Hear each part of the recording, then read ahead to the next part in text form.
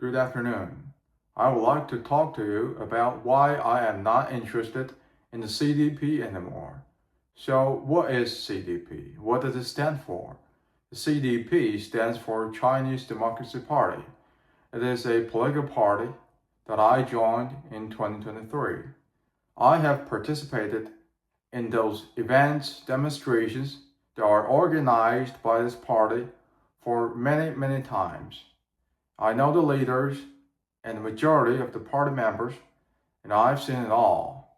So why, after being an active member of this party for a few years, I suddenly decided not to do it anymore? Now, let me tell you a little bit more about why I joined this party in the first place. So that was in the mid 2022. I started caring about politics. At the time, I was still in China. So at the time, there was this really important conference that they were going to have in Beijing, which is the capital city of China. So that conference is called the 20th National Congress of the Chinese Communist Party. It was supposed to be the election year, and we were really excited. But at the same time, the Chinese people were concerned about this election too. Because at the time, Chinese people were really suffering. We weren't doing good at all. The economy was declining. People were doing poorly. And China was doing really bad diplomatically. And the most important thing is the ruthless lockdown due to the COVID. And some people were even starving. So we really hoped, the Chinese people really hoped, that this year would be the turning point of China, and somehow we could figure it out to try to get a new administration that can improve the life of people, that can change the policies of the lockdown, and show less hostility diplomatically.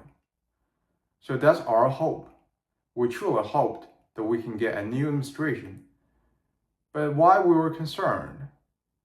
I have to mention this. In March 2018, the Chinese legislature approved a constitutional amendment that removed the two-term limit for the presidency and the vice presidency. That was under Xi's administration. So this historic change, detailed in the 2018 Chinese constitutional amendment, effectively allows Xi Jinping to remain in power indefinitely. So that's why we were really concerned about it. But at the same time, we were hopeful too, because we thought that Xi Jinping, he changed the constitution, but probably he wouldn't dare to get a third term because everybody was watching. And I believe the Chinese Communist Party was under a lot of pressure due to lockdown and due to all its bad policies. People weren't satisfied with this party, with this administration at all. So actually, we had higher expectations for this conference, and we really hoped we would get a new administration. I was really excited. I was thrilled to see the outcome of the election. The conference went on for a few days, but ironically, I witnessed probably the most disgusting event that has ever happened in the history of China, and that was former President Hu was escorted by whoever the fuck they were, probably Secret Service or military folks. He was escorted by those people out. He was supposed to participate in that particular conference, and he noticed something was going wrong. Something weren't right. And to be specific, I think he saw this particular file that was put on the table for those Communist Party executives to review. He saw the thing and he had some question about it. He talked about the thing with the people who sat close to him, and he appeared to be really appalled and really shocked to see the thing that was on this piece of paper. And then the Xi gave the order to those military guys or Secret Service members to escort former President Hu out of the conference room. I was just shocked by it. How could a former president just be removed? I just couldn't believe what I witnessed. That was absolutely insane, absolutely crazy. And obviously after that, people were talking about it. It was really popular. It was on the headline of all of those media and press were talking about it. We had conspiracy, we had some stories, people come out to explain what exactly happened. But it was just a crazy time and it was a chaotic time. And some people even suggested the former President Hu was sent to labor camp or even secretly executed. So we had all the rumors, all the conspiracies. So it really got me thinking, if the former president could be removed just like this, could be treated like this, how could you live freely in China as a normal citizen? How could you believe the things that the Communist Party says to you, that the Communist Party teaches you? You can never believe this administration. And so that's when I had my doubts about the administration. So many of you folks might know that in China, we're not allowed to use YouTube or Google or any other those social media platforms out there. We simply cannot use it. That's when I started to check the truth, the history online. So you have to use this thing VPN in order to bypass the internet wall. So I used this thing to start checking the history of China to check what really happened. So I've learned the true history of China. I've learned about the 1989 June 4th Tiananmen massacre.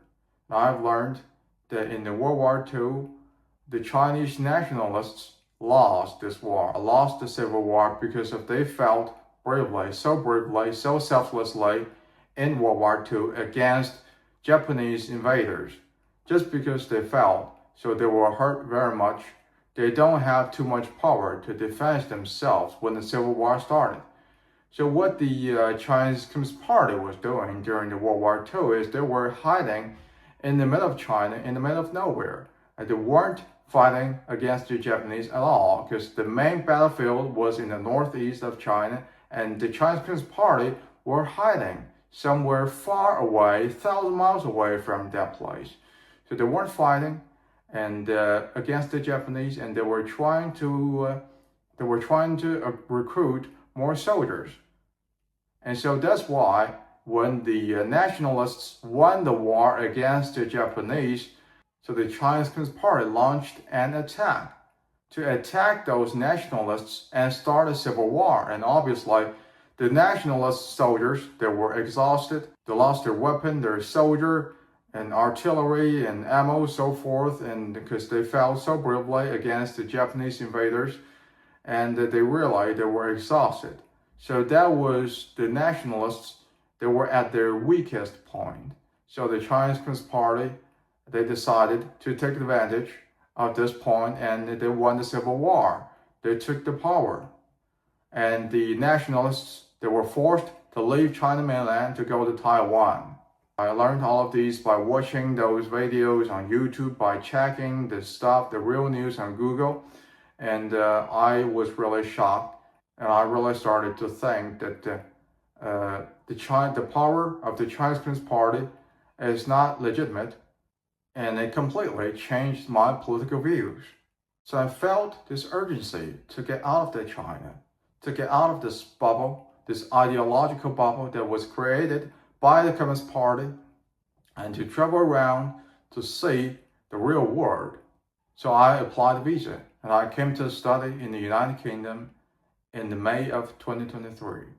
Like I said, what I witnessed in the 2022, it was really shocking. It changed my political views completely. So after coming to the UK, I was really interested in these political issues too. And I found out that the Chinese Democracy Party, CDP, is one of the largest, most influential political party that advocate freedom and democracy for the Chinese people in the UK. So I was really interested in this party, and I started to check this party on their website, on the news. And eventually, I reached out to the secretary of the party, and we had a long talk. We changed our political opinions. We had a long talk, and boy, that felt really, really good. Because I had never talked to anybody before regarding my political views and regarding the political issues in China. So I truly believed that together If we are united, we can really make a difference. So I decided to join the CDP, which is the Chinese Democracy Party. At the beginning, after I just joined the party, I was passionate, I was vigorous, I was so excited, and all of those party members, the fellow party members, they were nice, polite, respectful. I really felt that that was the best decision I've ever made, and that was the best thing that has ever happened to me. And at the same time, we had a group. There is an online group, and all the party members, all the party executives are in this group, and we can share our political opinions, and we can talk about things, discuss things, and it was pretty nice, pretty convenient too. At first, it was all good, but then I actually started to notice that some people, some of those party members out there, they're not so thoughtful. They're quite insensitive and even hold some extreme views. And that really made me uncomfortable because I thought people were good. I thought we were united. But I truly realized that probably we're not as united as I thought we were. Probably we are a little bit divided too. But anyways, for the cause of our great duty, I feel this responsibility and obligations to keep going. I thought it wouldn't hurt that much. Just we were a little bit divided, but it doesn't hurt that much. In the beginning of 2024, we had a party conference. The party executives told all the party members to participate in this conference to discuss some serious matters regarding what we should do after the Chinese Communist Party collapses, after we get rid of the Chinese Communist Party. And I would like to talk about this particular conference and some of the things that I picked up during this conference. I should say that all of those guests that were invited to this conference to speak on the podium, they all spoke Chinese. And they talked about all sorts of things. It was great, but it was long. It was quite excessive, the things that they talked about. And let me be quite blunt. I think this conference was even a little bit boring because I found this conference wasn't really that effective. And like I said, the people were talking about all sorts of things. It's like we weren't talking about the most important thing that we were supposed to talk about at all. And even I remember this particular lady who comes from America. Obviously, she's Chinese, but she lives in America now. And she's a little bit chubby with the glasses. And this lady, she showed off her hunting experience in America. And she talked about her husband and how they would get the prey, how they would get the deers in America, and they would cook the deers. And I just thought it was unnecessary and it was excessive, and it has nothing to do with our topic, with our goal of fighting against the Chinese Communist Party at all. I even think it was inappropriate to talk about the thing during a serious conference like this. I was not really comfortable with this. And incidentally, I would like to mention that it was a serious conference. So you might think if there is going to be a serious conference, there's supposed to be press. There's supposed to be media that are covering the thing. But no, there were no press. And just all of those people come from all over the world. Some of those people who are from Europe, who are from America, from all over the places, and they would come and they would all speak, because they're all Chinese, but they just live in those places. And they say they're fighting against the Chinese Communist Party. They're advocating the freedom and the peace and the human rights, all sorts of things, so forth, for the Chinese people. But they would just come here and read their statement or announcement from the script. And they would talk about all sorts of things that are totally irrelevant to the topic that we were supposed to talk about. And I found that this conference was not effective at all. And let me be quite blunt, that we got no progress.